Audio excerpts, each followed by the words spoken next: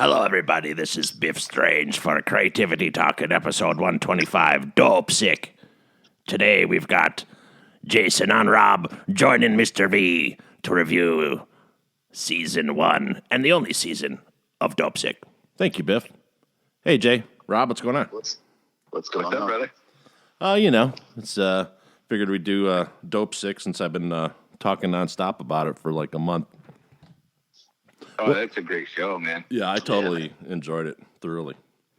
But it's pretty interesting. I started looking into some things here. And so you look at the top drug companies, criminally negligent. Oh, yeah. Pfizer for $2.3 billion, GlaxoSmithKline for $3 billion.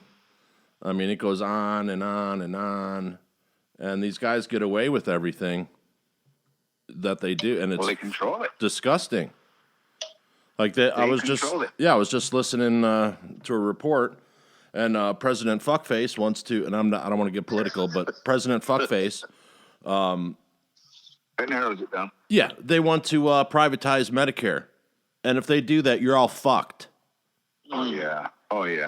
And I don't want to, the Republicans and no. There's so much fucking corruption in the medical field and all that stuff surrounding it. And now they want to privatize it. And, everyone trusts big corporations now for some reason. It was 2 years ago, everyone was pissed off at the 1%. And now they can't stop tossing their salad. Right. Go figure, right? It's like, you guys don't really, like, the people who, who are always bitching the loudest, they're union people. They work for education. They have, company. They usually work for big corporations. They don't have to worry about this shit. Well, the poor people have to worry about this shit. Absolutely. The people who are actually really in the line of fire of all this stuff that everyone bitches about that they don't really care about, but they just got to bitch about it so they look good on Facebook. Right. True. This is going to be devastating to the disability community. It'll be devastating to minorities, absolutely, especially in the cities. I mean, it's unbelievable. And, let's talk about, getting angry at people for not getting a shot. But they're not, don't worry about, the entire healthcare system. Hey, instead of that fucking $5 trillion you jagoff spend, why didn't you give healthcare to everyone in a time of a fucking pandemic? Hello? Right. Oh, yeah. And so, when they go, oh, well, on my party, this, your party's fucked. Just like all of them. Right. This is the one time where all these people chatting their fucking brains off for the past 40 years, everyone could have helped each other, and they chose not to help you. Yeah. Sorry. I just think that is totally ridiculous. Having been a former Medicare, Medicaid provider, this is going to be a fucking disaster. Yeah. Unbelievable. Oh, and Fauci just got busted for testing shit on monkeys, too. So he boils the skin off of beagles' faces, and he kills monkeys and a whole bunch of other animals, and they let them go on that, too. Right. Put this guy's feet to the fire. He lied to the fucking Congress, and he said he is science. No one is science. That scared the shit out of me. Here's the thing. Not to play the devil's advocate. Sure. It's like a lot of people, especially Texas, with the abortion laws and everything like that, and killing babies and blah, blah, blah, blah, blah. Yeah. But when it comes to like a monkey or a dog, they're obviously a lot lower on the food chain than what we are. Right. So, there's kind of like, and I'm not comparing apples to oranges, but I guess I am. But, Fauci tests rats, monkeys, dogs, whatever. Right. People are scrutinizing that, but yet Texas can do whatever they want. Well, there's all laws or not. That's this is about the guy who's claiming that he's science, and the left is, basically has their tongue so far up this guy's fucking ass, and they're all pro-animal, but yet they're okay with him killing the dogs and putting the orders out. Right. That's where I'm coming from. What Texas is doing, that was a knee-jerk response to the vaccination mandates that are rolling out, but everyone's too worried looking at fucking bathrooms and who's got the pink hair and the fucking moo-moo and who's getting pissed off for like a company putting out something that one of their people that work for them don't agree with, well, that's called everyday life. You know what I'm saying? And it's like Georgia was the same way. Well, no, because I joked about it right off the bat. I'm like, when the vaccine came out, I said, hey, my body, my choice. Mm-hmm. And I said, and a bunch of people laughed. I'm like, that's hilarious. If they use that, it's going to be a tough one to go against. So now they're going to choose not to fight the abortion thing because they can beat it and have it overturned, but they're going to choose not to fight it because if they do that, then they're going to have to do away with the mandates on what goes on within someone's body. And people may disagree, whatever. I'm just, this is my opinion, but this is what it's about. It's about medical autonomy. Mm-hmm. And it doesn't matter what procedure it is. Sorry. It's just like, do you have the right to your privacy medically or not? Well, here's another thing, too. Just to be clear, I don't think any male should be legislating what happens inside a woman's body or uterus in particular. Bingo. Yeah. Shut up, men. Sit down. Well, but I'll play it devil's advocate here.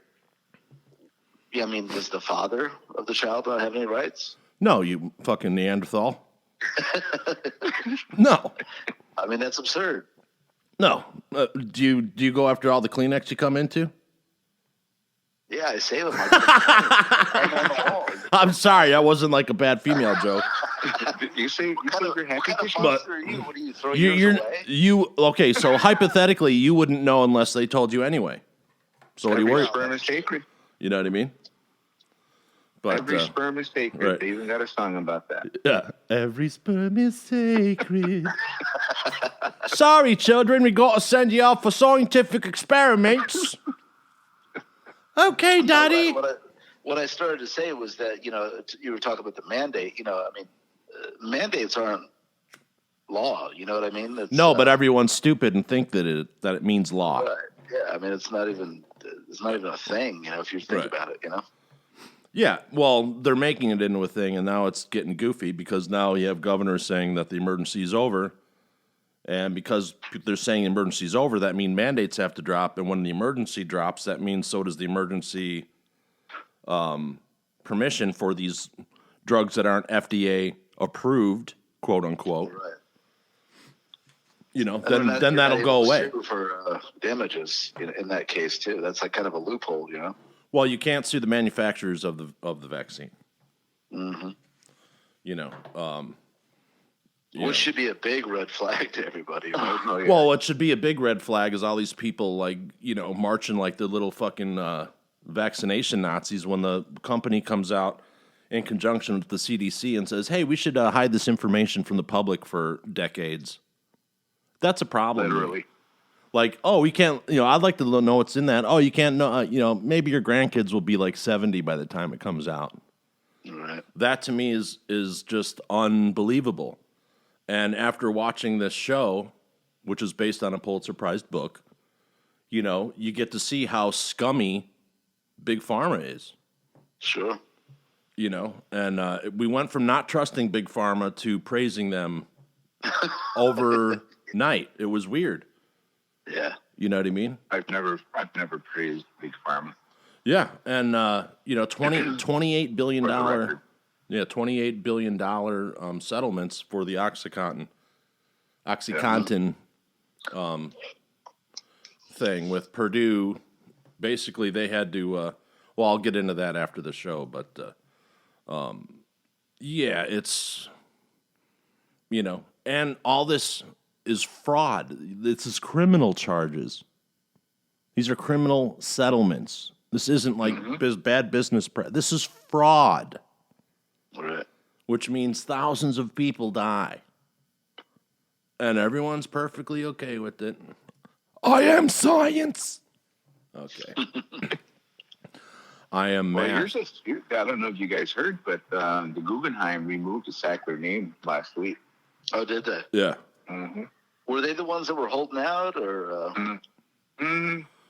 Well, the Sacklers was part of the TV series.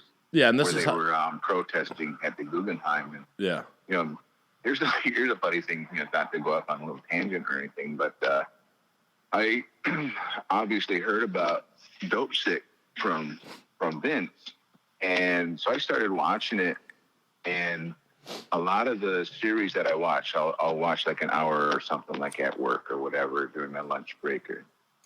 And I started getting into it. So like the third or fourth episode, I was watching it at home, and Rose was still on computer working and stuff. And the next thing I see her like turning her head, like, what's going on over here? So, hey, is that Micheal Keaton? I'm like, yep. What? And then she started standing and watching it, and next thing you know, she's sitting down. Now she's into it.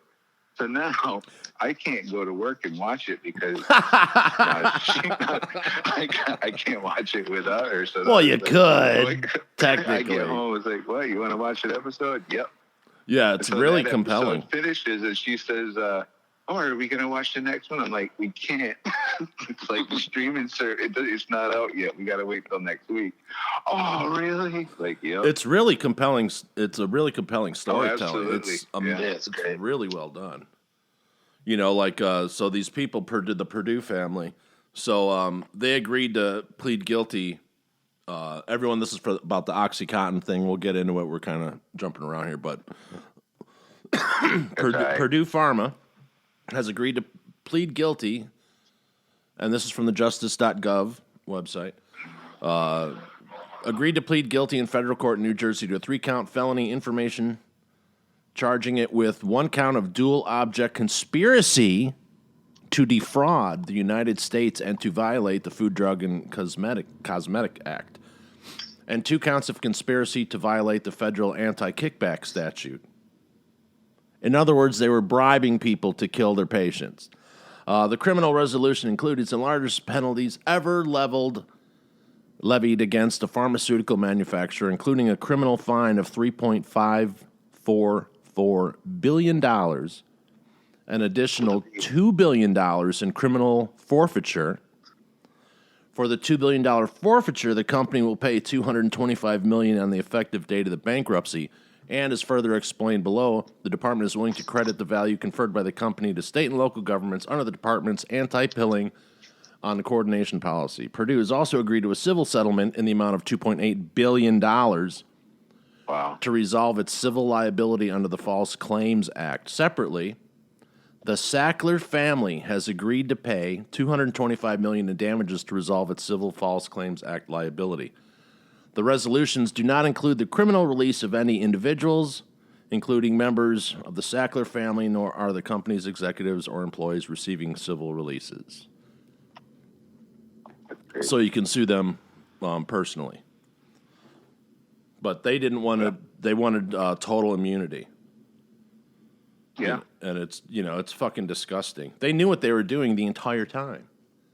So. Yeah, it's all about dollars, man. Yeah. It's money.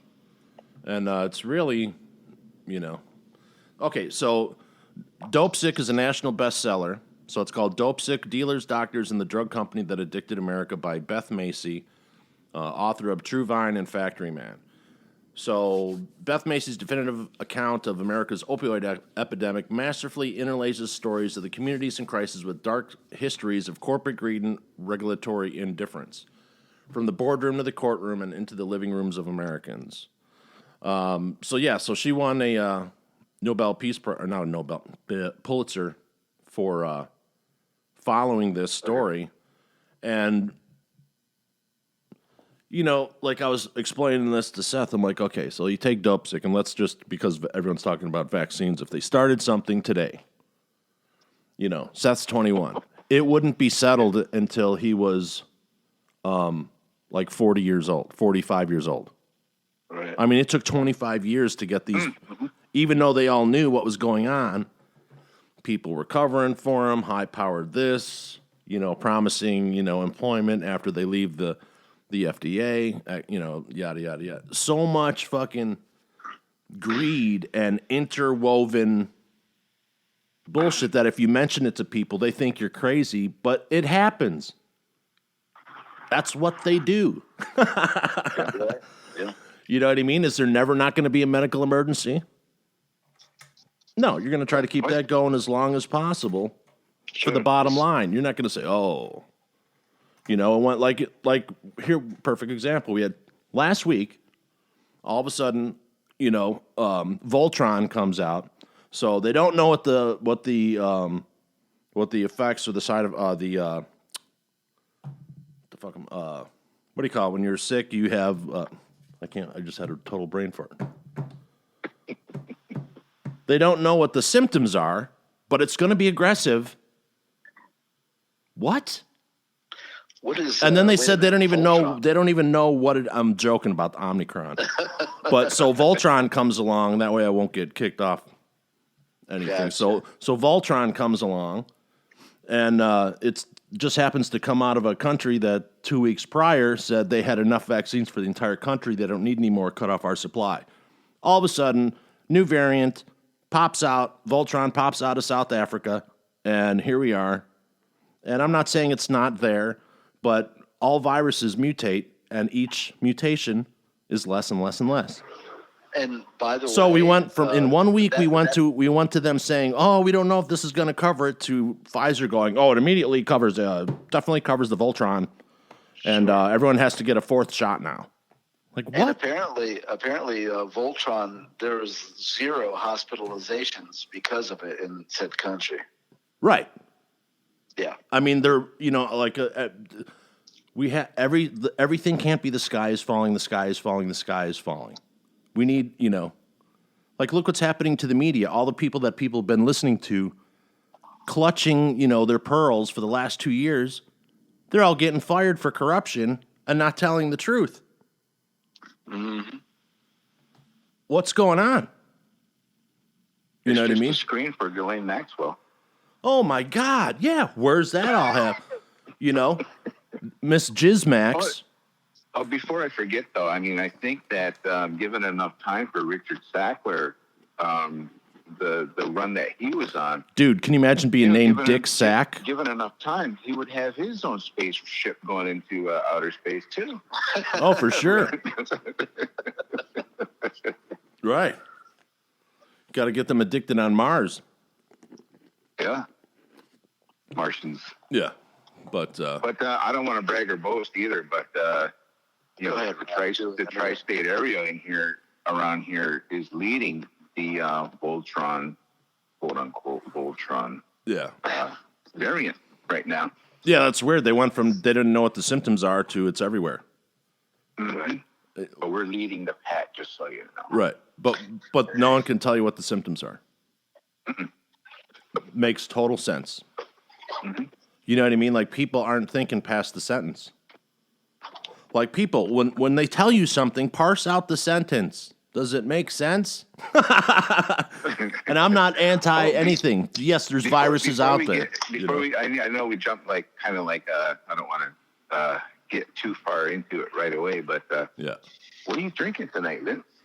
Oh, I am drinking a chocolate shake, and I have a cup of coffee. Well, yeah, because I had to do 17 fucking things because the podcast was supposed to start at a thing, and then Jason had to run an errand, so then I had to, in order to get food, if I had waited, then I couldn't get food after the show, so in order to get food before the show, I had to, go get gas and do a bunch of shit, and then, so I don't carry booze in the house, normally. You fat bastard, I thought we were losing weight. Well, that's why I didn't cook. I'm over here starving myself, and you're out there chocolate shaking it. Right. Yeah. Yeah. This is the first chocolate shake I've had since before COVID. That sounds so good. Oh, well, since you put it that way. Yeah. Then, well, see, this place though, this ice cream is made by this old Greek broad, and they've owned this restaurant forever. So it's grandma's chocolate shake, It's definitely worth the money. In that case, it must be healthy. Yeah, it's not one of those bullshit shakes. It's you got the healthy shake. People like my grandma shake. Yeah, like my buddy Dino's Greek, and I'll go, hey, I'm like, you know what I do? And I go into a fucking hot dog stand. He's like, what? I walk in and I go, is this Greek owned? And if they go no, I turn around and walk out. Yeah. Because man, the Greeks have the best fucking hot dog stands, man. Telling you. Out here, anyway. I don't know how it is in New York, but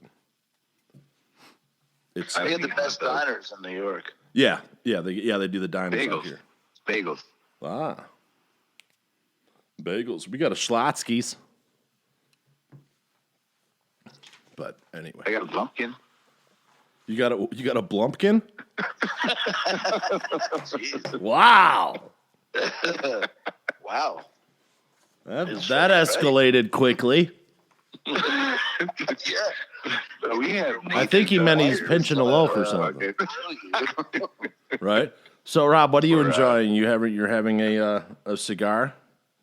I'm having a Aurora Dominican cigar, which is nearly finished because we started late. Nice. Are you back, or are you still down there? No, I'm home. I'm sitting out in the balmy 40-degree weather. Nice. Awesome. It's like 55 degrees. And I'm having a double of Punta Cana rum. Double. So I'm going Dominican style tonight. Nice. Very good. I'm also enjoying a fine sativa. Now, you were smoking a cigar the other night, weren't you, Vince? Yeah. What did I Okay, I thought I heard right. Yeah, what did I smoke? I don't know. I don't remember shit that often. Especially with that stuff. He was smoking a backwoods.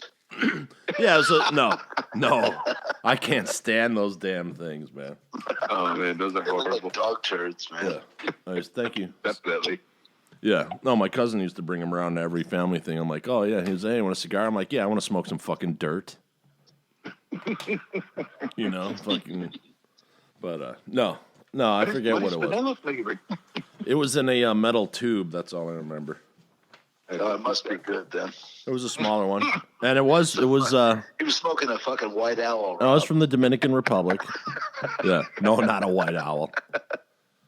No, if it was Swisher Sweets, I totally would have fucking copped that one. I love those. But no, I usually get. Bad. Yeah, I usually. Cigarillos? Yeah, I usually get like what I usually get is like bourbon dipped vanilla. Oh, yeah. Small cigarillos or whatever. I don't like the big cigars. I can't smoke one for an hour. Yeah. Like 15, 20 minutes I can do, but like the darker ones, I don't care for as well. The darker cigars. I may have had the wrong kind too, so I don't know. I'm just not that well versed. Yeah. Well, the darker ones are usually the full flavored ones, so that could have a lot to do with it because I don't like full flavored cigars either. Yeah. I get nauseated like halfway through. Three quarters of the And way. damn it, if I want to go eat ass, I will go eat ass. There you go. I don't want to He's pay done. $20 to He's smoke done. a cigar. And, at least with the other one, you get a smile. But anyway, I'm just kidding. He's an ass eater from way back. Shit. Oh, Yeah. Okay. trombone. So, yeah. And Jason, what are you drinking? I got a little Miller Lite, man. I got to go easy. It's a school night, Oh, yeah.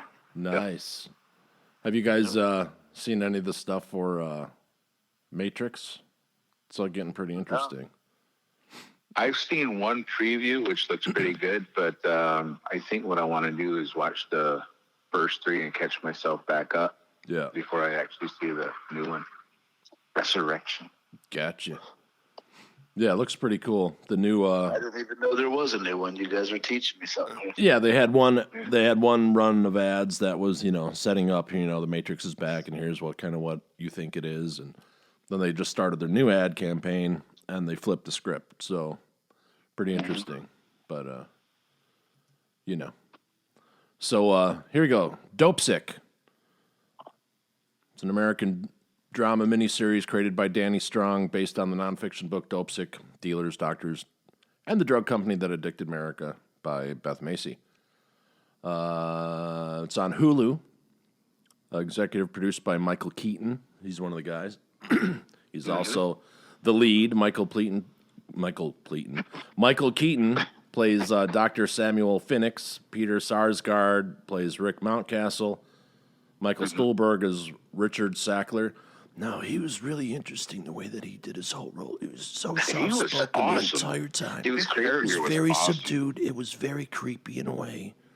Yeah, it was, definitely. Yeah, and Michael Stuhlbarg is Richard Sackler. Will Poulter is Billy Cutler. John Hugenocker, as Randy Ramsayer.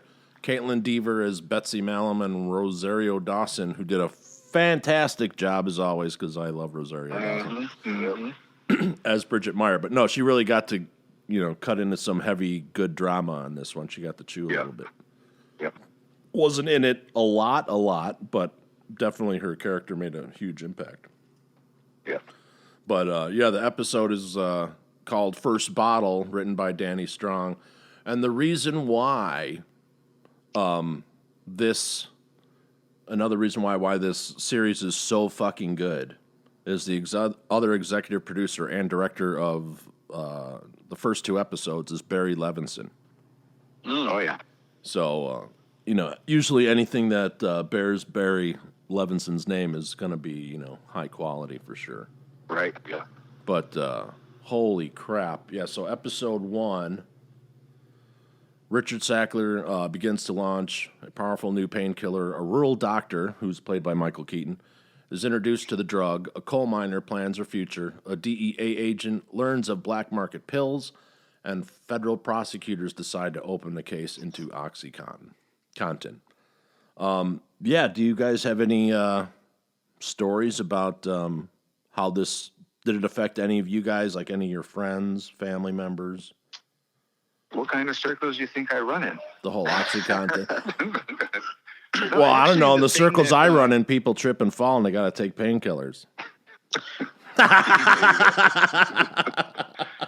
Actually, I honestly do not know anybody that was on that. I don't, whether addicted or not, but I don't know anybody. But one thing before, not to go off on a tangent again, but there was a limited series on Netflix, I believe, last year about a guy that was going after OxyContin because his son was addicted to Oxy. Yeah. And he had to go into the wrong neighborhood to get his fix, and he was killed on the street. Mm-hmm.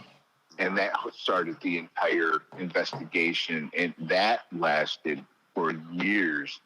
And it came down to the local pharmacist. The doctor was writing script after script, and she was getting back. What's it called? She was getting her cut. Oh, her kickbacks. Her kickback. Yeah. And when the series wrapped up, they had they finally tracked her down. They were I forget now because I watched it last year how what her penalty was or if she got out, but apparently she had gotten into a horrible accident and she's been crippled. I don't know if she's passed on since then, but she got what she karma's a bitch. She got what she had coming to her. And come to find out she was making hand over fist money. And they finally got her. But I forget the name of the series, but it was really good. So when you mentioned Dopesick, when I first started watching it, so this is like the real story, not just an investigation 2020 story. It was and not a drama based on what people thought happened. Yeah. This was just like Micheal Keaton did the movie about when he was an editor at the Pittsburgh newspaper. Oh yeah, and it was about the Catholic Church thing. That also, so he's doing some really cool work apart from his theatrical stuff. Even though that one was theatrical, but he's doing the stuff that he's involved in as executive producer. Like he's giving something back. Sure. Like here's some factual information, good drama around it, but this is what you wanted to know. Mm-hmm. So kudos to that because he could just take a check and kick back and call it in. You know what I mean? Yeah. I had mentioned to you too before a couple months ago or last month about on Amazon Prime, they had a series on Goliath with Billy Bob Thornton, and each season he does a different case.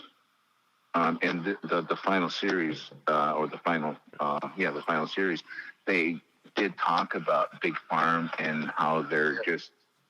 It was very similar. I noticed that. Yeah. Yeah, exactly. Yeah, it was a great show too, man. I loved it. Mm-hmm.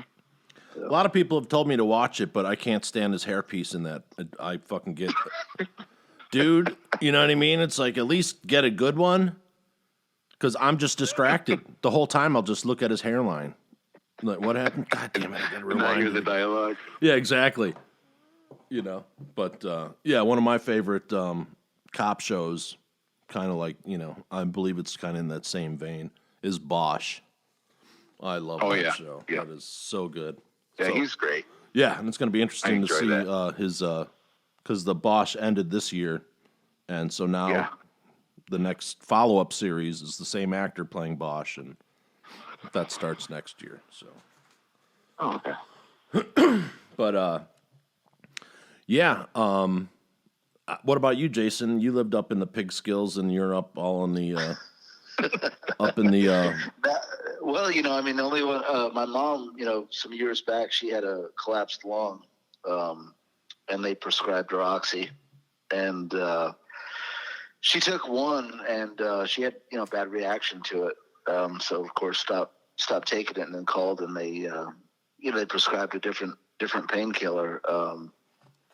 But I haven't really known anybody personally that's abused it, Yeah, because we were never pill people. Yeah. Anyway, you know what I mean? I don't remember any of us ever do, we knew each other in college. None of us. Yeah, no, that's fucking, real. I mean, I think our generation. That wasn't even in a, it was like the rule was never anything in your vein and no pills. Yeah. Otherwise, go for it. But I will say though, I mean, like, and that was I'm living in the South, and I know it was a big. Well, yeah, that's what I was thinking, because you're driving through all through that area, so I figured you might have seen the impact, Yeah, I know. Years ago when I first got here, I mean, it was on the news a lot. It was a big deal, Yeah, well, and you probably see them at the truck stops too. People. Oh yeah. The ladies that are working. Yeah.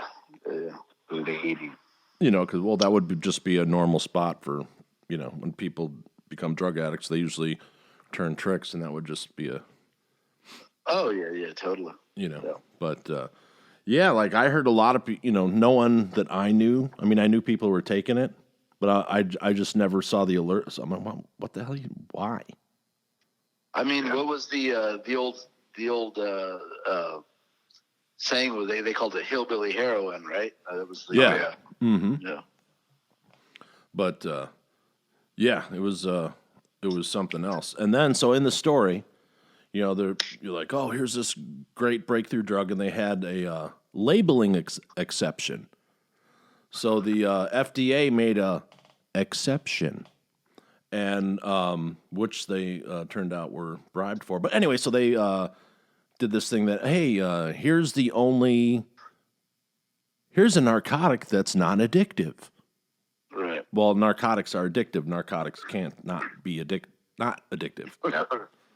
You know what I mean? So it's so that whole thing, and then it started working, and everyone's happy, like, wow, it's a miracle drug, this, that, and the other. Micheal Keaton starts, he's a small town doctor. There's miners and hardcore blue collar workers who are all fucked up, bad knees, elbows, shoulders, backs, and he starts giving them, prescribing them, and the slick sales, medical sales guys. I've done catering for a while, and I can't tell you how many times we work for, we deliver for drug reps, and they're dropping, just on a lunch to give a presentation, they're dropping $1,000. Oh yeah. Then it's, for 12 people. Right. It's not like, it's 300 people there or whatever. But right. You don't spend that kind of money if there's not anything on the back end. No, and to be fair, they're the cheapest fucking tippers too, and they make you wait. And they make you wait. Yeah. But yeah. here's a fun story. So I'm doing this one catering job, and I'm in my monkey suit, so I got my tie and vest and all that shit. And setting up, and it was for a nice higher end Italian place. And the people kind where if you graduate high school or college, you go there. You know what I mean? That kind of a thing. And so I'm setting up in this boardroom, and I'm like, this is right after my dad died, so I'm like maybe 43, something like that. And so after the whole Alzheimer's thing, I didn't want anything that was heavily brain. And not saying that serving isn't. It's just not doing paperwork and managing people and setting up shifts and doing budgets and I didn't want anything like that. So I did this. And so this guy, and I made great fucking money too. And so this guy, like fresh from college probably, he's maybe 25. What's from your personality, man? Yeah. And so this guy's like 25, 26. And I'm setting up lunch, and he starts laughing. He's like, he's like, look at this fucking guy delivering food. He's got to be like 45. And I turn and look at him like I was going to, and everyone at the table looked at me, and they knew that I wanted to fucking kick this guy's ass. You know what I mean? I was like, wow. And so I just did my own work, shaking my head. And next thing you know, I hear, what did you just say? And the guy's like, pardon me, sir? What did you just say? And who are you? He's like, oh, I'm so-and-so. I just started in, whatever department, last month. I'm happy to be here. He goes, really? Hold on. He picks up the phone, murmurs into it, sets it down. He goes, you know what? He goes, you know why I have this fucking company? He's like, no, sir, why? He's like, because my mother had a catering company, and she gave all her profits to me to go to college, and then invested $5,000 in my company that you now no longer work for. You're fired. Security's at the door. Goodbye. The guy fucking fired the guy right on the spot, and then tipped me like $500. So yeah, it's just stupid, man. Every job that's done helps the world function, Every douche has his day. Right. And boy, did he get the squeeze. So, so basically, getting back to the show. So the drug's working, everyone's starting to get excited, and then it started to not work as well. And then they're like, okay, double the dose. If something doesn't work, take it twice. And then it went further. Hey, if something doesn't work twice, make him take it a third time. And we'll call it breakthrough. Sound familiar, anybody? So episode 2 is breakthrough pain. Oxycontin is on the market but faces a potential threat. Purdue's vast influences reaches the town of Finch Creek. Bridget steps outside her DEA authority, and the criminal investigation of Oxycontin begins. So Rosario Dawson's character basically tries to, she knows it's an issue, so she's trying to figure out a way with her staff to corner these guys. So they're going to try, I don't think we're at the point where she goes after the overdoses yet, but basically they start researching all the overdoses case by case, county by county, state by state, and it's a massive, massive job. And that episode is also directed by Barry Levinson. But, so what do you guys think about the way all, this started to unfold? Did anything surprise you or not? I wouldn't say surprised. I mean, I probably, because we've, via the news over the past few years, we kind of knew the way that went, Yeah. But, I one thing I found interesting was it's funny, there seems to be this thing nowadays where, if something's FDA approved, people take it as like the Good Housekeeping seal of approval, like it must be legit. Right. But, Good point.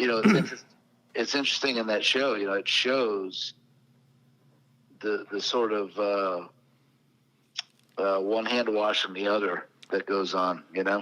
Absolutely. And another figure people don't know, the FDA shuts down and cancels approval of an average of 1,270 drugs per year. Wow. So most people don't even know that. Over time, it's the number is between 23 and 24,000 drugs that they've, basically, they find out, they do the science, and they find out that, hey, this isn't what it was said to be, or it's working against, or maybe the drug turns out to be something better for something else. But, Yeah. Yeah.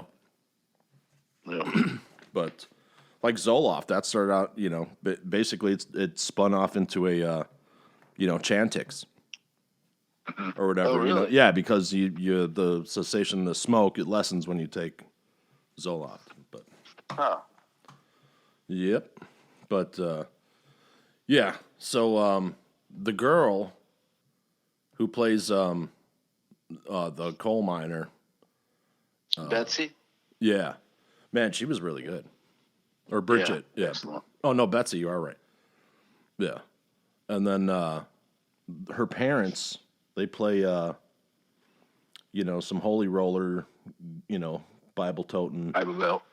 Yeah, and the mom was like in a bunch of movies when we were kids. I can't even remember her name, but she's been in. Oh, she was in like Seen Almost Fire, wasn't she? Yeah. Yeah.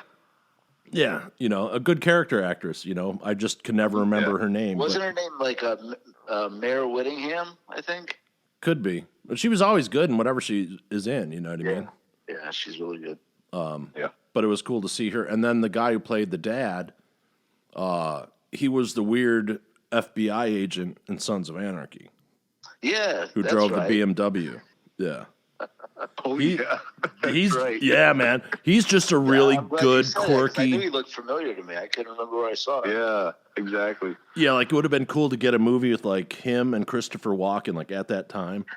And like who would be another like really goofy, because he's got a certain presence and he's good in those really quirky parts. I just think that would be funny. Yeah. But yeah, so then we get to episode 3, the fifth vital sign. So Dr. Phoenix begins to take Betsy off OxyContin.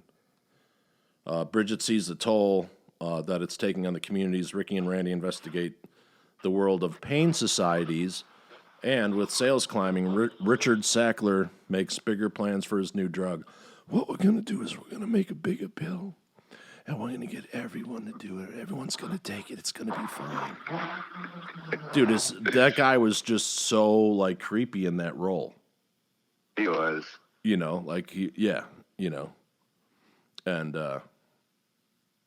yeah, so the Pain Society, so... Okay, so people are like, oh, well, this really wasn't, like, that, like, far-fetched into everything and stuff like that. Like, it's conspiracy. Oh, my God. No, it's like, think about everyone's been to the hospital in the last 20 years for something. Well, that little chart with the smiley faces? What's your pain level? Right. That's Purdue Pharma. That's OxyContin.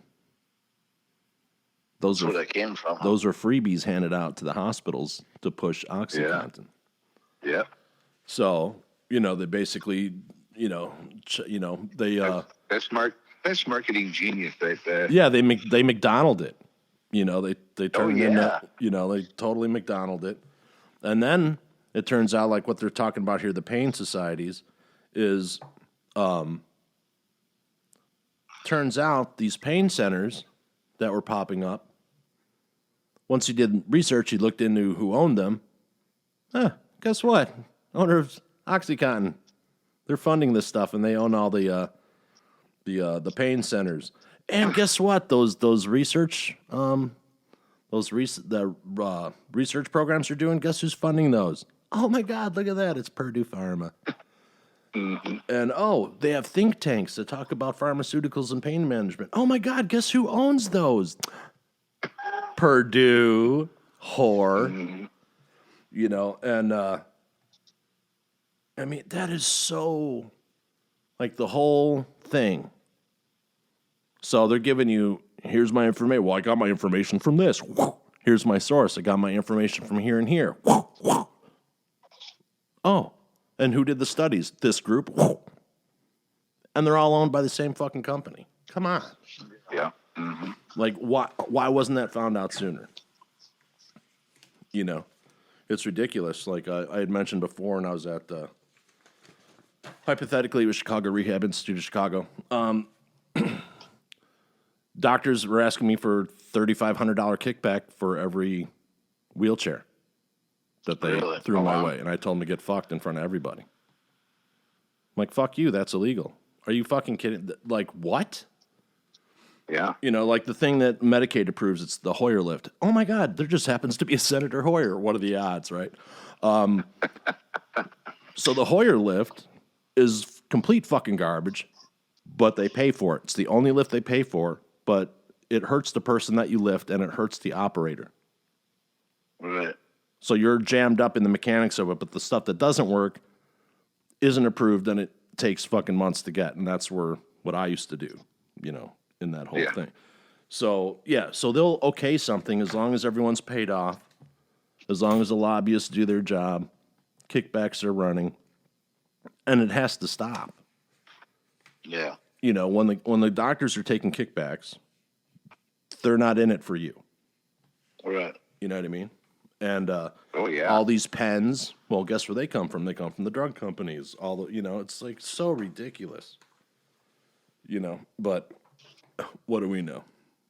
But well, we're stupid. yeah, kickbacks are supposed to be illegal. And but Supposed to be. Yeah. You got to get caught. Yeah, I had mentioned it once in a speech that I was giving for furthering education for a bunch of physical therapists, occupational therapists, and nurses, and I was teaching about transferring patients, and yeah, I mentioned that, and my speech was stopped.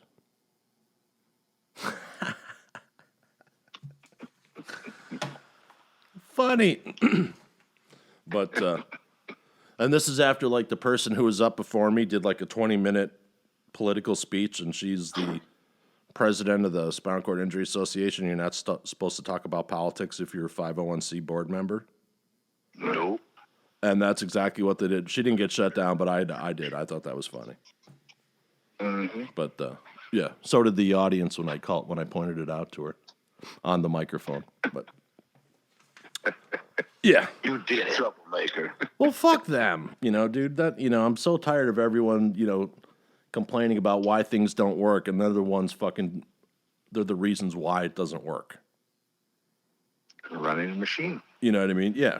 Quit with the corruption, As long as I get mine, that's, I'm fucking tired of that whole thing.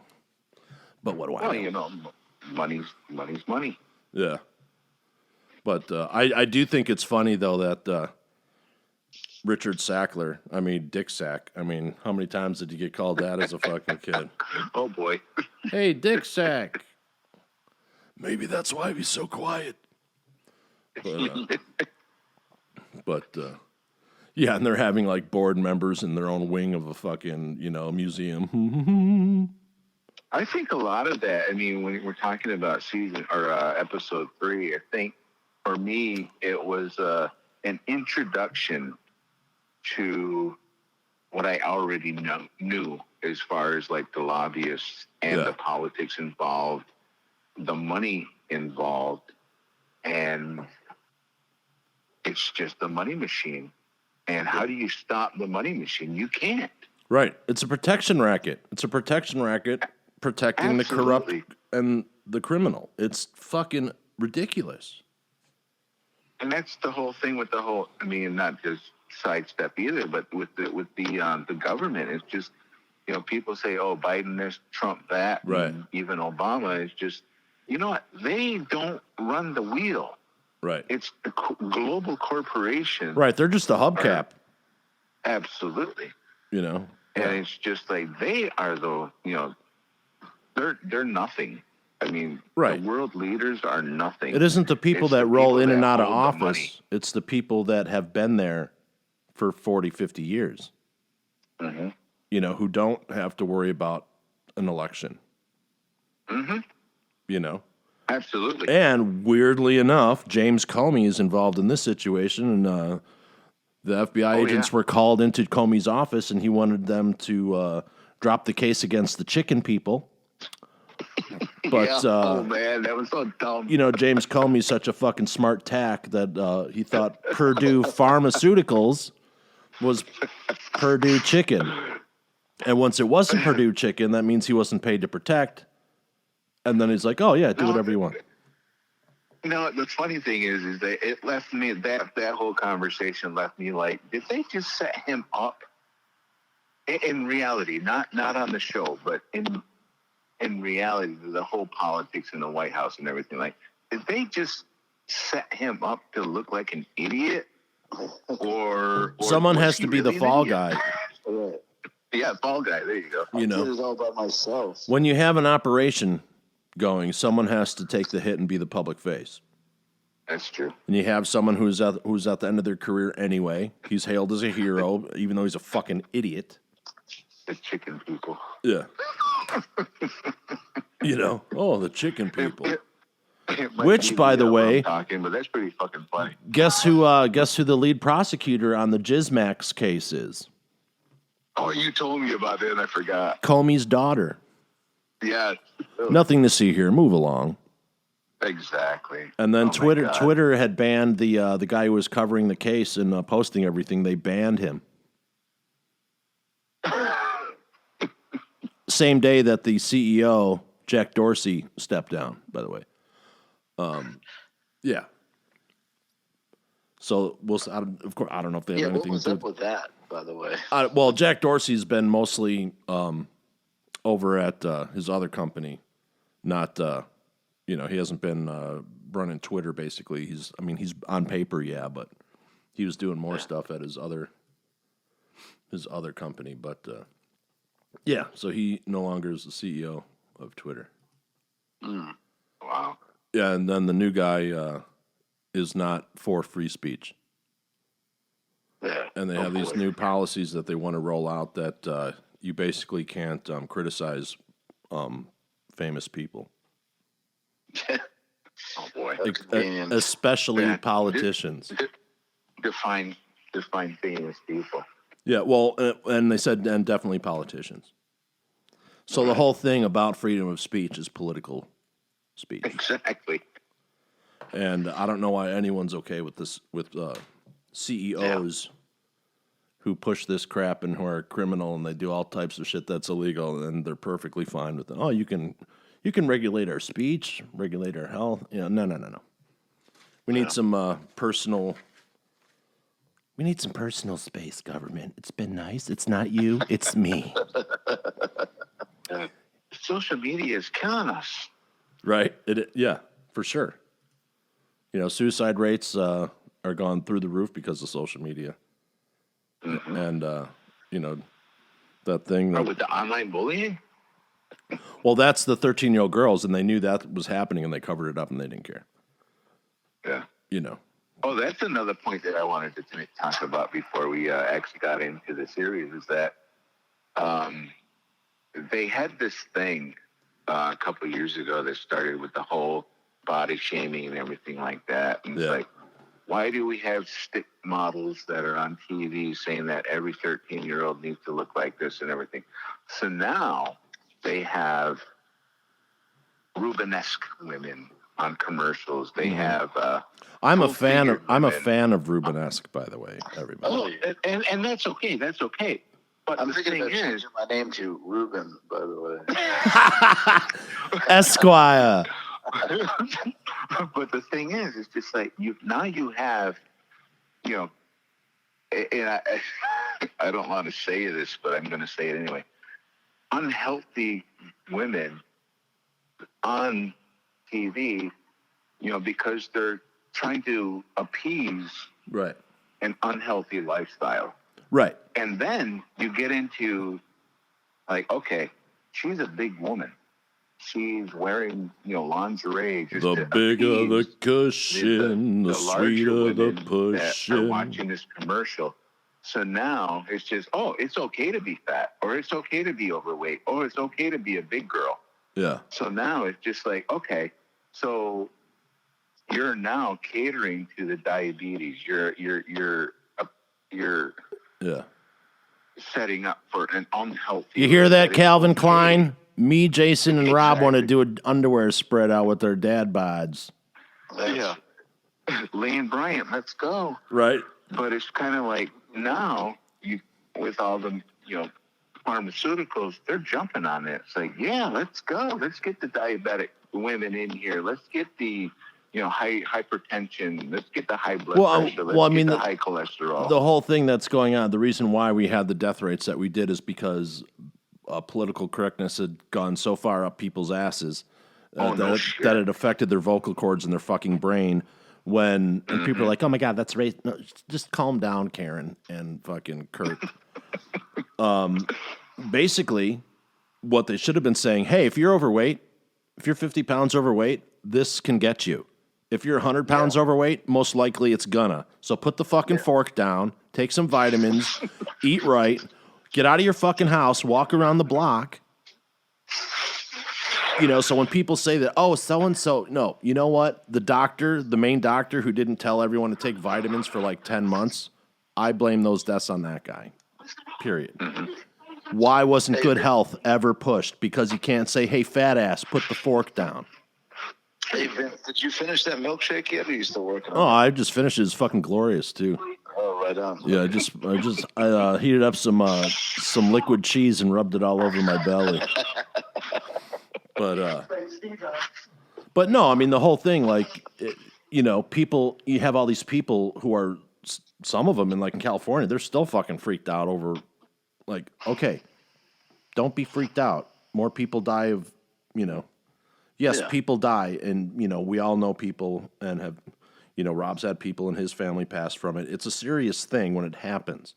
I'm not saying it doesn't exist or whatever, but the way that it's being talked about and the information, I tell people, hey, if you're not a doctor, our opinion, we're just talking, we're not doctors. Our opinions don't mean anything. We're not telling anyone to do something this way or that way. We're just discussing it.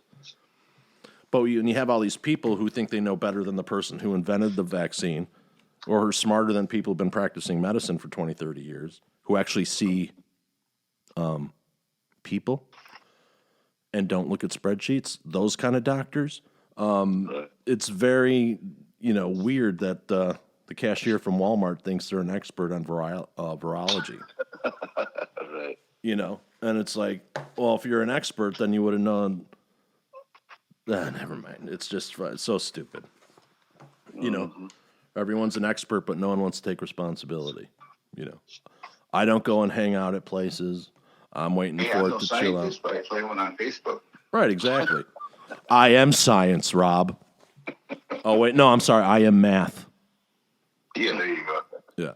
And it's funny, there was another thing when he said that. I am science. All I could think of was, I am woman, hear me roar. But I just think that's that's a sick statement, and the fact that people passed over it bothers me. Very egregious. Yeah. But, okay, so moving on, we have the next episode, Pseudo-addiction. Sky-high OxyContin sales are threatened by reports of abuse. Prosecutions investigate a claim central to the OxyContin marketing, and Phoenix begins to question the safety of the drug. God, that was a really good milkshake.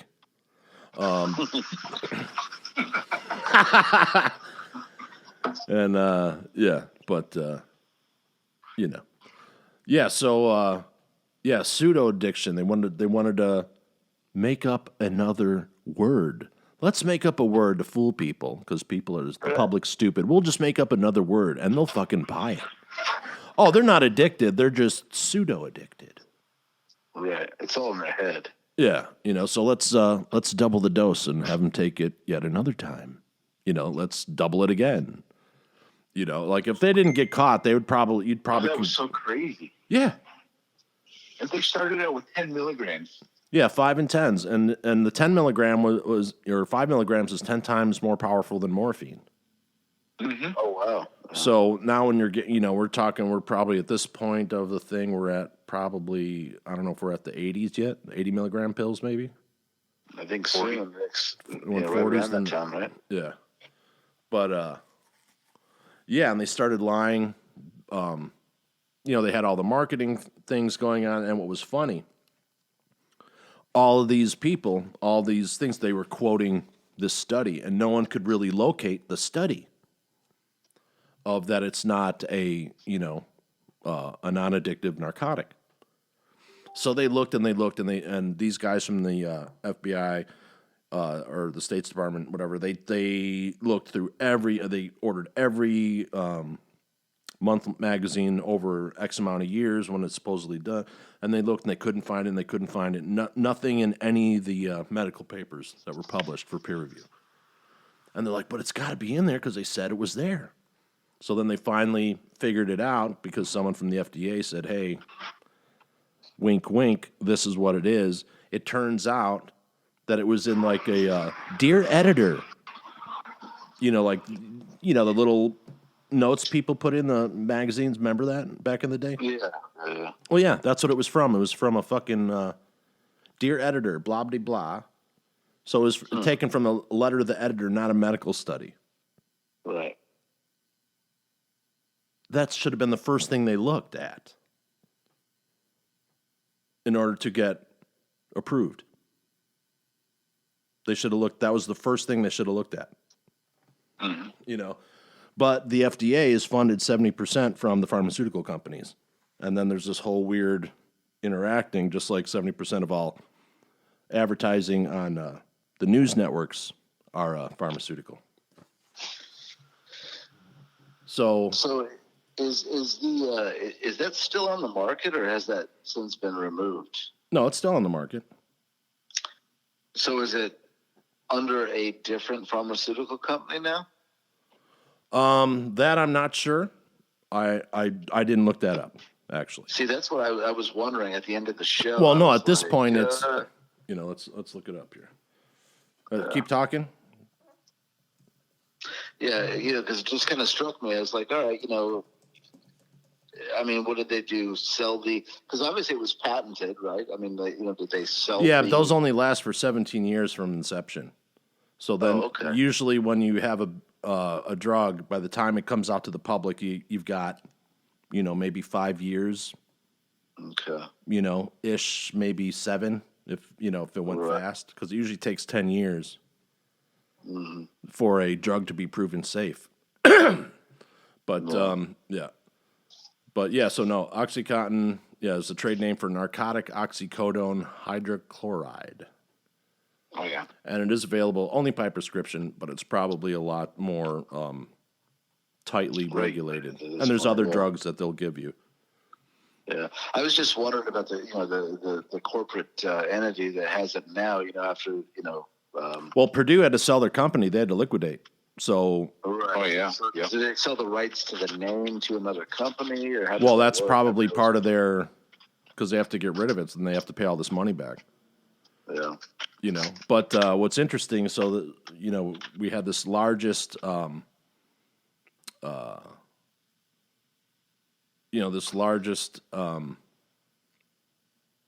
settlement from all the pharmaceutical companies, $28.3 billion total for the OxyContin, for the opioid crisis, because it wasn't just, they had, other shit, but, yeah. So they fought it, and it took, 26 years for the settlement to finally happen from the time they started investigating it? And, that's 3 weeks worth of profits for the pharmaceutical company. Wow. So now you realize how much money they have behind them. Mm-hmm. And no one's, they're untouchable. And everyone, it's so disheartening.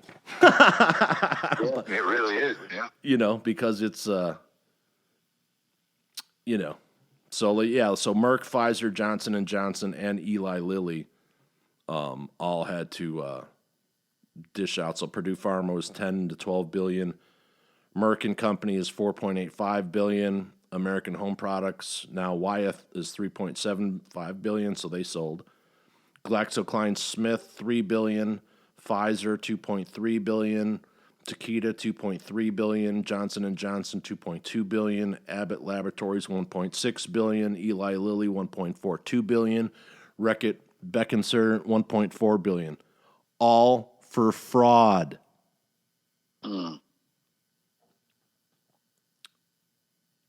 But I trust these people. They're out for me, damn it. I know it. They're out for me and my They've got your best interest in mind. Absolutely. And I'm sure when they're sitting on that yacht, screwing that $10,000 a night hooker and snorting that fine, sweet pink cocaine off their ass, I'm sure they're thinking of me. And my chocolate shake. Right. And the cricket in Rob's garage. Made by a Greek woman from Chicago.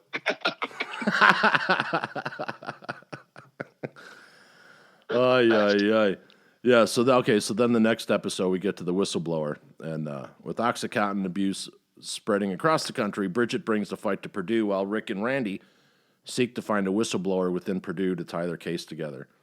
And basically, a lot of people working there knew what was going on.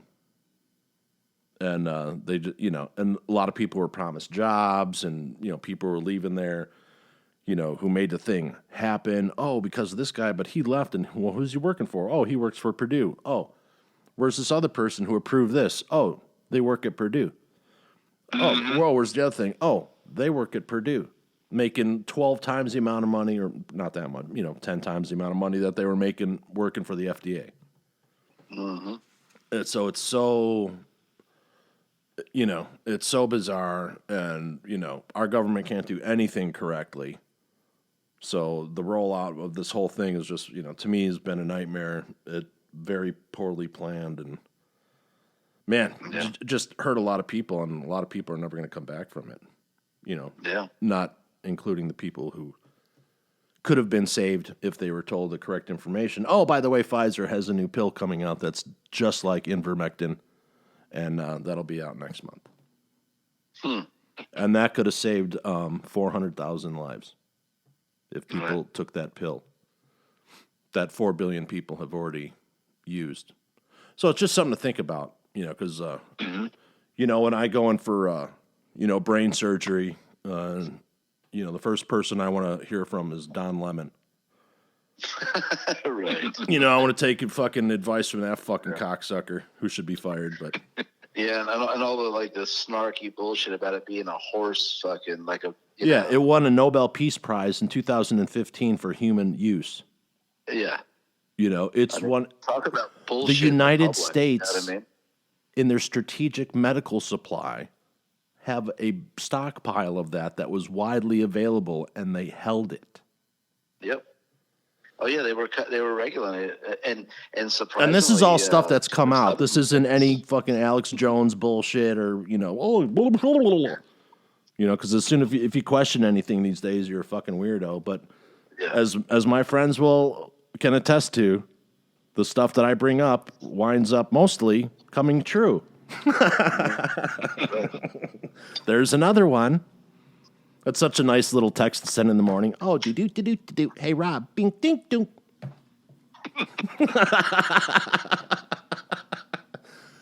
But no, it's just the fact that people need to think for themselves and not rely on what they're hearing on a screen and really turn fucking TVs off. People. Yeah, turn it off. Exactly after this podcast. Yeah. But So then the whistleblower. They start looking for, and it's a really weird, that whole family dynamic for the Purdue family, or not the Purdue family, but the dude, they had some weird family shit going on.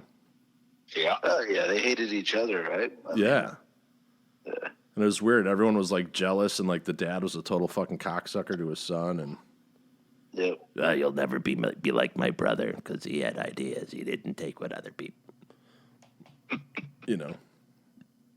And it's like, Then you had like the inner power struggle Yeah. with the cousin, the chick there, you know. right. You know, he got her on board to like, you know, do the big overthrow, you know. Mm-hmm. And then what was great is one of the salesmen who had basically he was Michael Keaton's rep in the movie, and who got him to start prescribing. Then Michael Keaton's character, the kid from Narnia. yeah, he's also Adam Strange in the MCU from now on. But yeah, so what was I just saying? You're talking about the kid. You know, he was starting to catch on that, you know, things were. Yeah. Oh, yeah, yes. And then he wound up stealing some training tapes from like the VP of sales or something. Oh yeah. And that had they were looking for the gotcha moment, but they couldn't tie anyone in like the executive level to what was going on until they had that tape. Mm-hmm. And then they were able to get emails after that, and like they finally had a thread of information that they could follow. You know, it was interesting too. Like the people that left the company, they were giving them the big severance package and making them sign a non-disclosure agreement too. Oh yeah. Yeah.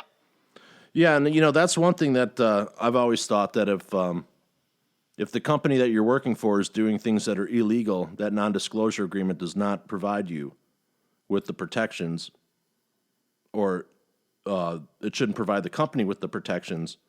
I would say, hey, if they did something illegal, I did not know about it, but I'll tell you what, here's what the information that you need.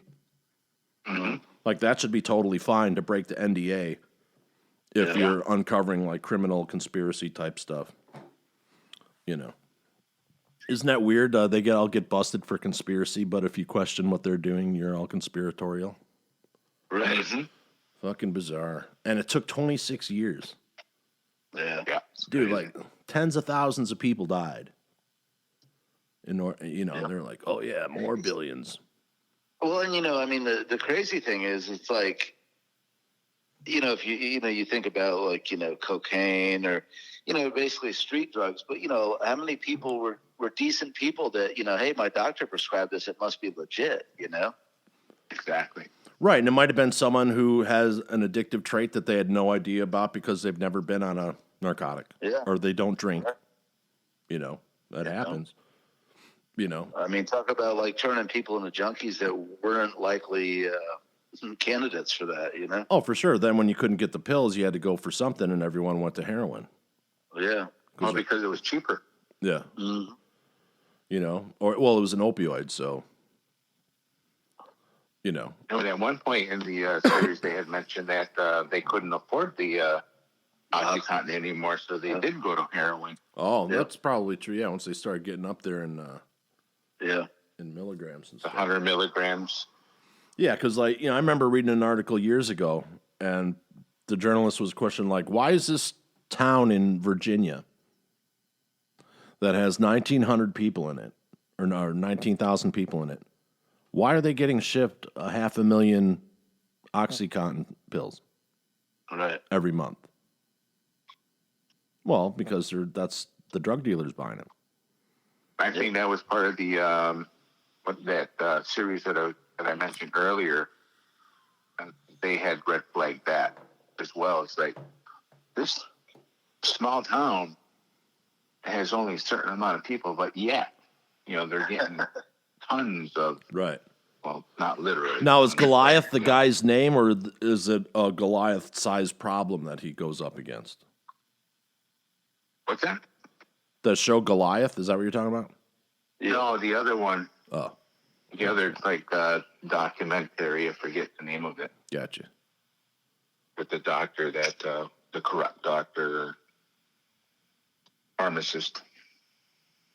Actually, I think she was a doctor, and the guy that did that started the whole investigation, he was a pharmacist, and he had, you know, like, why am I getting so many damn people, right? You know, looking for OxyContin, and they got all these scripts. And I have to say, and like Michael Keaton did I think this is his best acting work ever. I think he fucking killed this.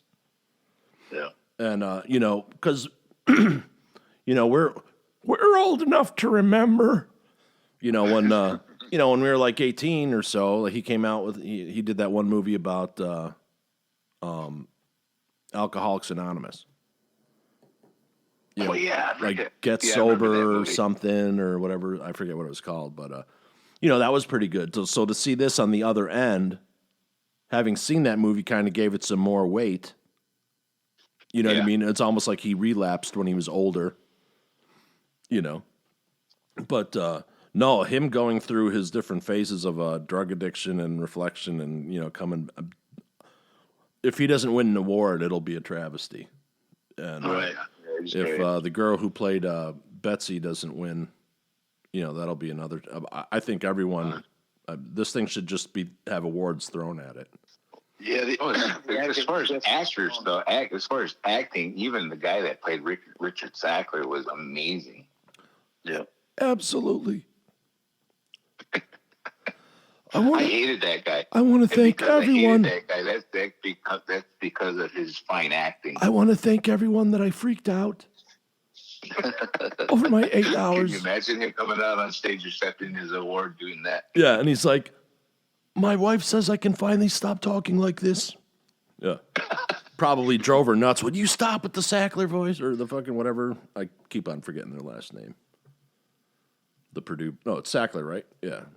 Yeah. Yeah, Sackler Purdue. Yeah, but so then we go on to Hammer the Abusers. Richard Sackler faces a catastrophic challenge to Purdue's bottom line. Bridget takes her fight to the FDA. Phoenix reassesses his life as Betsy struggles to kick her addiction, and Ricky and Randy find a bombshell piece of evidence. So yeah, unfortunately, it seems the monkey on Betsy's back is coming back for her. And, the good doctor, Micheal Keaton, is trying to save her before she goes over the edge, so to speak. Mm-hmm. But that's when they finally kind of nail this the sales director guy. Like they knew that it came from his office, and then the dude got fired. And then his girlfriend, or the lady he was screwing, wanted him to go down to New Orleans, and I think she picked the company, didn't she? I forgot that. I think she picked the company over him. I think so. Yeah. Yeah, she was. She got a promotion, and she was going to be a regional rep down there, and wanted him to come with, and Yeah. It was cool to see Micheal Keaton kick his ass too. By the way. Yeah. Yeah. Oh, by the way, this is a spoiler-filled review, people. Yeah, I am Batman. You want to give me pills? Come on. Yeah. But, yeah. 120, 121, whatever it takes. Come on, Mr. Mom, you guys. It's noon somewhere. Right? Exactly. Okay, so now we go to the black box warning. So they lose their special label and get a different label, and that's the black box warning, and that has an effect on sales. But then they have some kind of stupid marketing thing, and it basically doesn't matter after 6 months. It's so ridiculous, and. It's really bizarre as you see these stories of all these large corporate. They just steamroll over everybody. Yeah. There's no way you, me, or Jason, could have done even 1/100th of this with not spending our life in prison. I don't get why they make. Well, if corporations are now people, as it's been ruled, then they should, like people, when they do something wrong like that, go to jail. We're talking about tens of thousands, hundreds of thousands of people affected by this. And, we'll just give them money.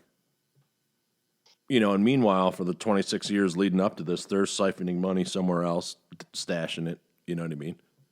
It's not like this guy's living in a fucking shitty apartment, somewhere in some shitty town. You know what I mean?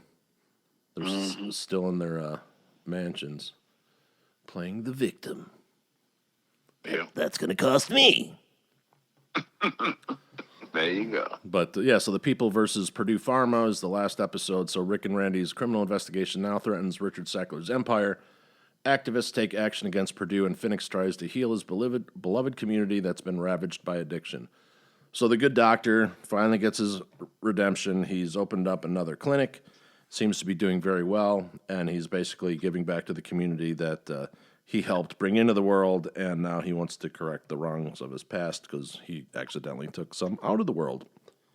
So and he was like, driving them to that clinic. Bought that bus, was like trying to drive them up there to get the Suboxone or whatever it was, to help them. Methadone.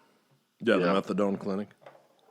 Yeah. Yeah, and then they had, and earlier he'd gone to that other clinic that he got off the methadone, but they wouldn't know if the treatment would work for, a 2-year period. Yeah. So he had to be off of methadone for 2 years in order to get his medical license His back. license back. Yeah. But, yeah. Go ahead, Jay. Hello? But yeah, great show, man. I was like, sorry, it seemed like it just flew by, and I was waiting to see it end. I was like, oh man, I wish there was multiple seasons so I could binge watch this thing. Right. I wish they were still doing criminal acts. Well, in fact, they are, but you're going to have to wait another 26 years for that show to come out. Right. Ixnay on the odd fray. Right. Yeah. But OxyContin, I know a lot of people, and it wasn't it happened around here, but it wasn't OxyContin. It was more of some other fucking. It wasn't OxyContin. It was Adderall. Oh yeah. It was like the big thing out here for some reason, but it was more in the, which is weird. It was more in the richer areas around here that they had the huge problem with the opioids. Yeah. I know a lot of people who either had kids or knew someone or died from overdoses and that whole thing, and it's too bad. But especially when they knew that they could stop it. You know what I mean? Yeah. Like, they legitimately don't care. They just fought it for like 26 years, and they're like, fuck it. So, that's why I personally don't trust large corporations like that. No. But, not saying they don't do good things, but they also do some nasty shit. This is what I'm getting at. But, just like just like people still go to the Catholic Church, even though there's probably been, a bunch of rapes happening in that building prior in the week, but can't be saying that. But yeah, so do you guys got anything else to say about this fine program here? I think it was.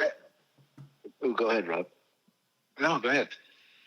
No, I was just saying. I was going to ask. Was that a Hulu original? I think it was. Yeah. Yeah. I mean, that's pretty encouraging that they're putting out. The level of quality. You know what I mean? That's. Oh, dude, streaming. Cool. Yes, yeah. Streaming like Netflix just had that movie with The Rock and Ryan Reynolds and Gal Gadot. That was a $200 million. Oh wow! Okay, so yeah, I love that movie. And they're dropping $10 million an episode, $20 million an episode on some of these things. Gotcha. Like all the HBO superhero stuff coming out on HBO Max. That's all $10 million plus per episode. Yeah. Versus like I something was like surprised about the Dopesick that the corporate actually allowed that series to be actually aired when there's so much money that was made from the whole OxyContin thing, and as far as like all the political, they even did the thing with Giuliani. Well, that's what's great about streaming services is there's no advertising. Right. Yeah. So they don't have But to. they're still political. It's still political. It can still be political and say, hey, Right. no, you are not going to be doing that. For sure. And then they go straight to the producers and Yeah. the owners of the companies and say, no, you know what, you are not going to be doing this. But perhaps, let's say, try saying that to the CEO of the company who lost family members due to OxyContin addiction. Good luck. Well, sure. You know what I mean? Yeah. But Yeah. and also when you have someone like Micheal Keaton coming aboard, and he just, probably when this, Making a stand. I mean, this was probably rolled out, and they signed the deal right after he won the awards for that movie he did that I mentioned earlier. Yeah, I forget the name of it. You and Steve had talked about that before. And I forget the Lighthouse. name of the movie too. Yeah, there you go. Yeah, Lighthouse. So, that deal for the show probably happened right after that. Yeah. You know what I mean? But and it's true. It's not like they had to go and get it cleared through legal. Yeah. Right. But it is unfortunate that I don't think that this is the end of Big Pharma. No, Not at all. Are you kidding? You know how much money they're making right now? And again, it goes back to what you said before about that whole copywriter. It's not a patent because patents are only for like 2 years, 4 years. But, The trademark. 75 years, 76 years. Well, no, it's 17 years after invention. Yeah. But it just, the one that you had mentioned before is like, it's crazy how, how money works. And you can do this and you can't do that. Right. While billionaires are making, not losing any sleep at night. Right. Because they'll make $10 million by the time they get up in the morning. Absolutely. And that, that's another important point. Thanks for bringing it up is, the person leading the charge, or supposedly the singular voice, because he is science that you have to listen to, unfortunately, is making money hand over foot from his investments in the pharmaceutical companies. And I'm sure he wouldn't do anything to line his pocket because, And I think if you're in that position, you should not be able to hold any medical stock holdings. Oh, absolutely. But what do I know? Well, that was one of the things that I heard after with the what was that company?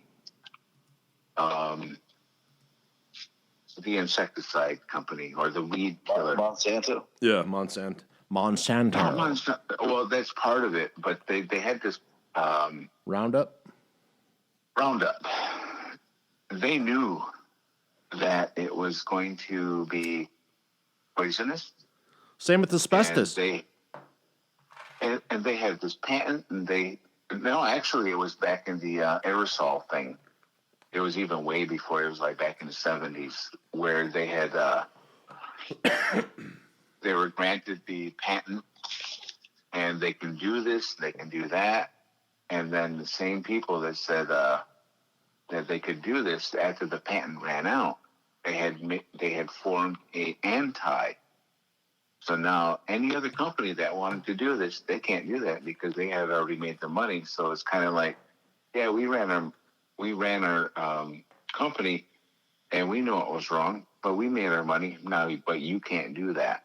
And I forget the name of the company that did that, but I'm just like, that is the big money wheel that, Well, yeah. I mean, that's how money works. Yeah, like I said, I mean, atrocious. There are antiviral things. It's not a bad word. And the fact that people who don't know anything about medicine are freaking out and calling it something that it isn't because they don't know anything about medical, but will claim that they know everything about medical, is it is so.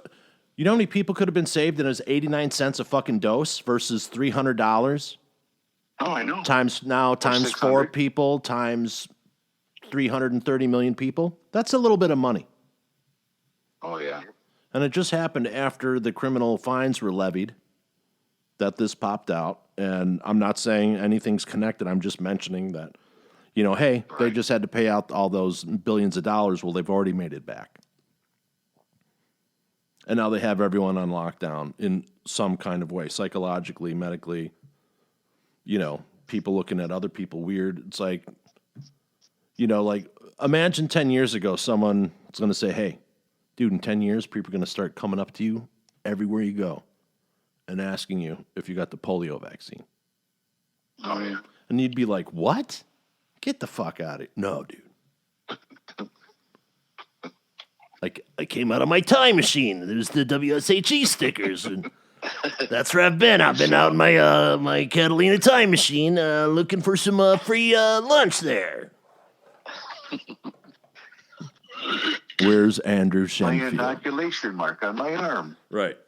Oh, yeah, that's what she said. Oh, yeah, I went out inoculating.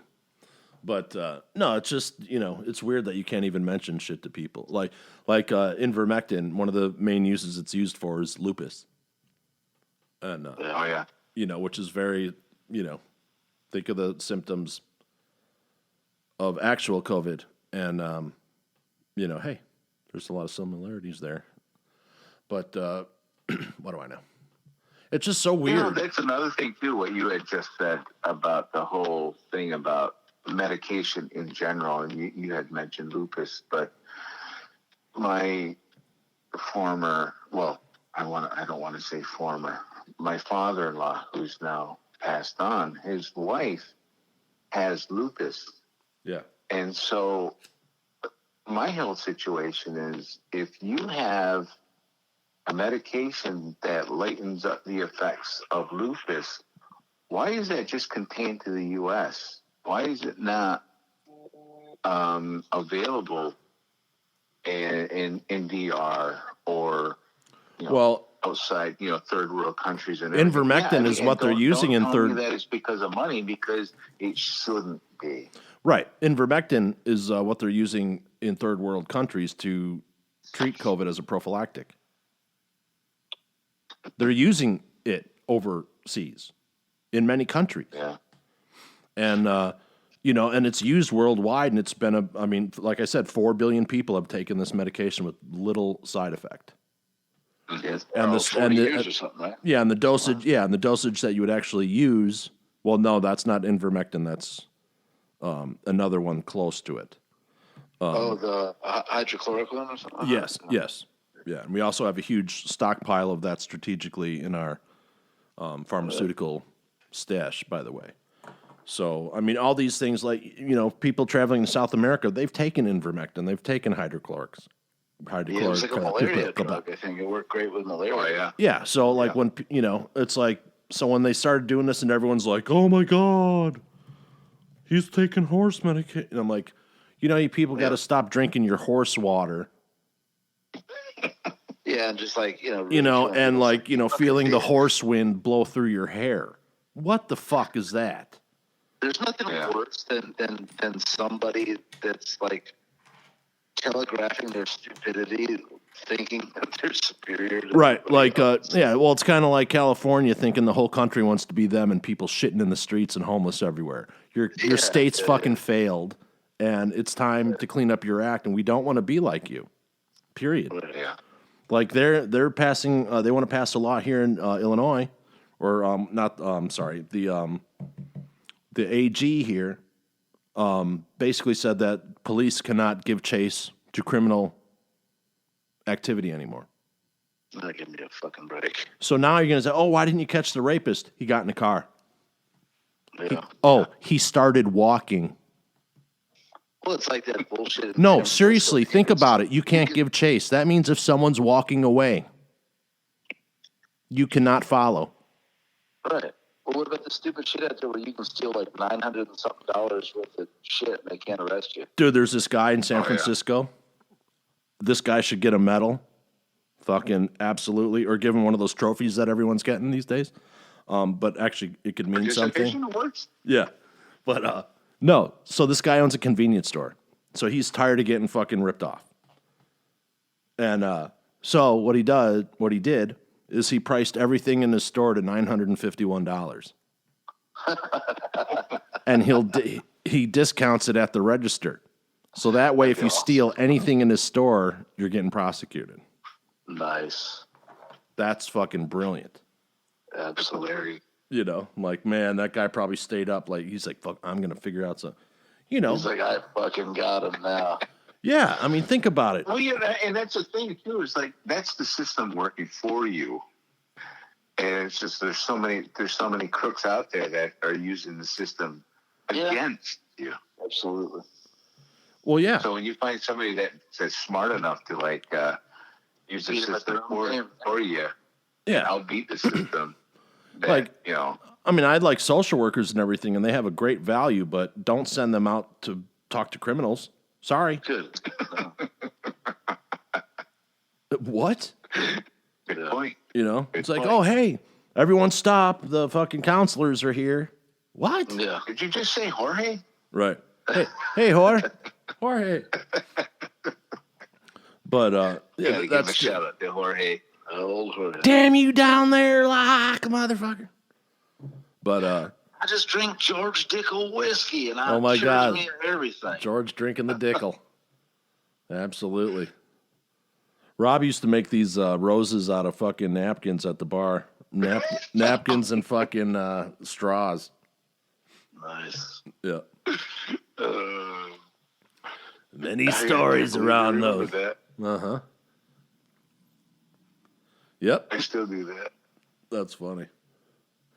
But, yeah, it's, you know, I don't know. I hope a lot of people watch this fucking show, man. And, you know, I looked on Rotten Tomatoes. It's got a 0 score because no one's rating it, but that's mostly younger folks. No, that's mostly younger folks, so no one's rated it up or down. So I found that interesting.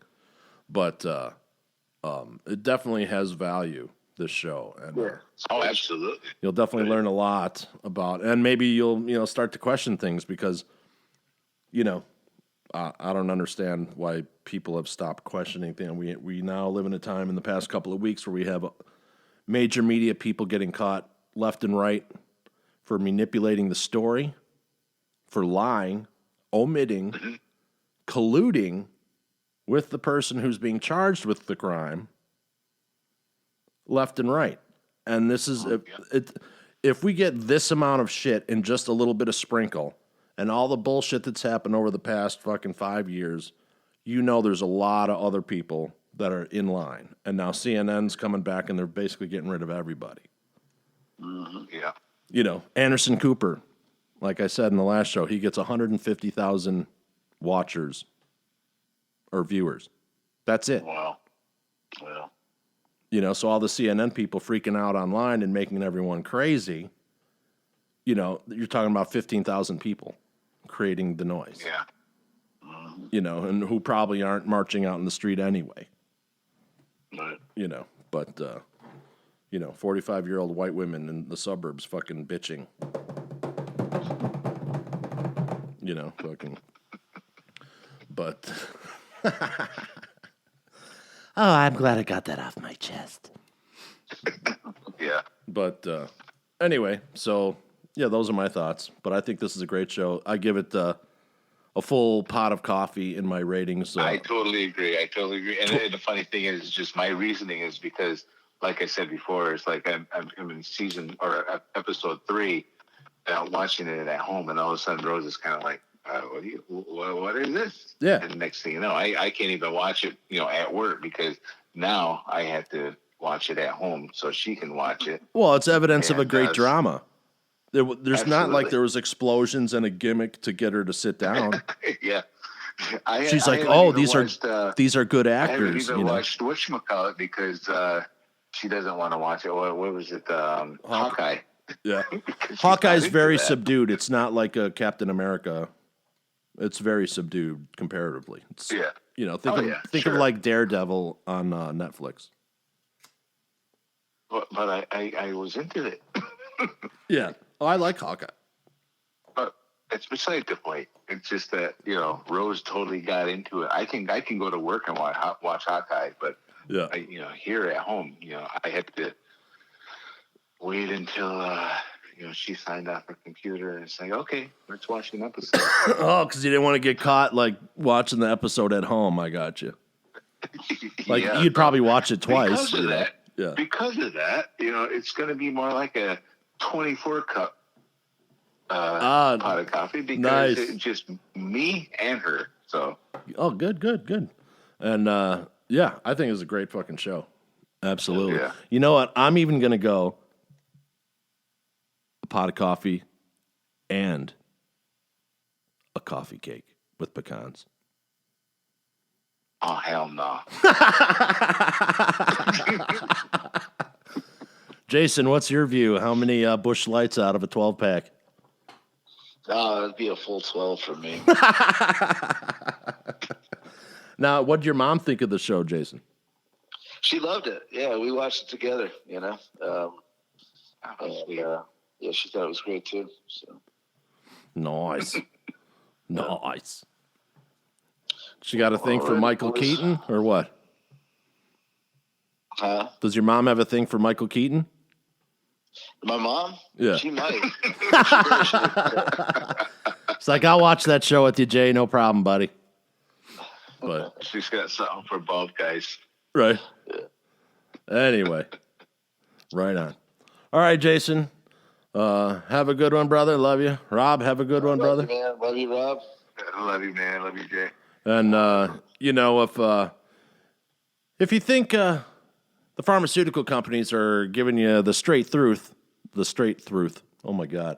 So if you think the pharmaceutical companies are giving you the straight truth, you know that's just creativity talking on a major level. Anyway, have a good night, everybody. Biff, good night, sir. Good night, everybody. See you next time on Creativity Talking.